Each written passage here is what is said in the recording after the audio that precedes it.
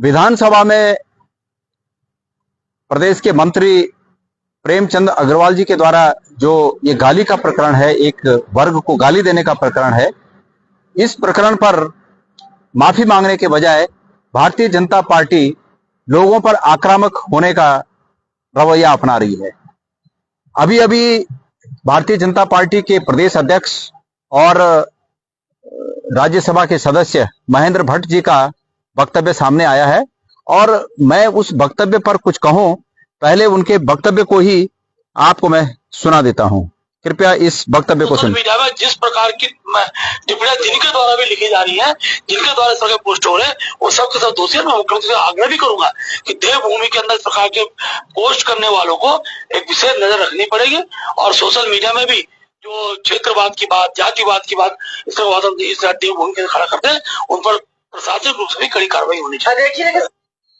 आपने सुना होगा कि भारतीय जनता पार्टी के प्रदेश अध्यक्ष महेंद्र भट्ट जी कह रहे हैं कि ये जो सोशल मीडिया पर इस प्रकरण में जो अपनी राय रख रहे हैं, जो टिप्पणियां कर रहे हैं, इन पर मैं मुख्यमंत्री जी से कहूंगा कि इस पर वो कार्रवाई करें, प्रशासनिक कार्रवाई करें, सरकार की ओर से कार्रवाई करें। उनका अर्थ है कि इन पर मुकदमे दर्ज करें और इन पर पुलिस के द्वारा कार्रवाई की जाए। तो मैं महेंद्र भट्ट जी से एक बात कहना चाहता हूं कि महेंद्र भट्ट जी, आपने भी उत्तराखंड के पहाड़ों का पानी पिया होगा और हमने भी इस उत्तराखंड के पहाड़ों का पानी पिया है। मैं चुनौती देता हूं भट्ट जी आपको कि आप किसी एक व्यक्ति पर भी आप कार्रवाई करके बताइए। मैं सब लोगों से, अपने कार्यकर्ताओं से, अपने पार्टी के तमाम पदाधिकारियों से और इस प्रदेश के प्रत्येक नागरिक से वादा करता हूं कि इस प्रकरण में अगर सरकार ने किसी एक व्यक्ति पर भी अगर कानूनी कार्रवाई या कार्रवाई करने की बात कही तो उसके लिए गणेश गोदियाल जो पड़ेगा, मैं अपनी घर कुड़ी सब बेचनी पड़ेगी बेचूंगा, लेकिन मैं उनकी रक्षा के लिए आगे आऊंगा, उनकी पैरवी के लिए आगे आऊंगा। इनकी जिस कोर्ट में ये दावा करें, मुकदमा करें, जहां जिस पुलिस चौकी में करें, हम उस पुलिस चौकी में, उस पुलिस थाने में, उस कोर्ट में उस व्यक्ति के लिए, उनके हितों की रक्षा के लिए हम आगे आएंगे। मैं आपसे वादा करता हूं, इनसे डरने की जरूरत नहीं है। ये डराने की जो बात है, ये इनकी ये प्रैक्टिस बन गई है। बड़े लोगों को डराया, इनकी पार्टी में हो जाओ सब ठीक है, फिर उसके बाद छोटों को डराने में लगे और अब तो आम पब्लिक को डराने में लग गए हैं।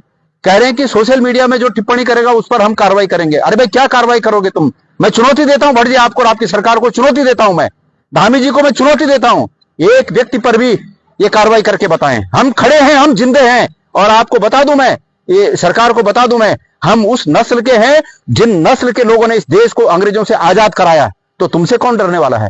इसलिए इस प्रकार की हल्की बात न करें।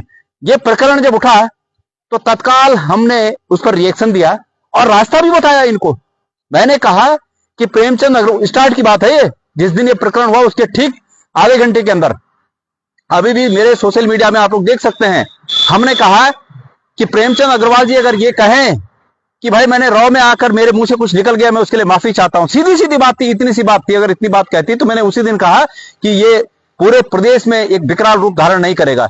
लेकिन आप तो तानाशाह हैं, आपने तो तानाशाही में इस पूरे प्रदेश को रौंद रखा है और आपकी तानाशाही के चलते आपको माफी मांगने की कहां से सद्बुद्धि आएगी? इसलिए आपने वो रास्ता नहीं अपनाया, आपने डराने का रास्ता अपनाया। लेकिन ये लड़ाई निर्णायक लड़ाई होगी और खबरदार अगर एक भी व्यक्ति के खिलाफ आपने डराने की कार्रवाई की और इस प्रकार का किया, हम तो, मैंने बोला, हम अपनी घर कुड़ी भी बेच देंगे, लेकिन यहां के प्रदेश के लोगों के हित में जो करना होगा वो करेंगे।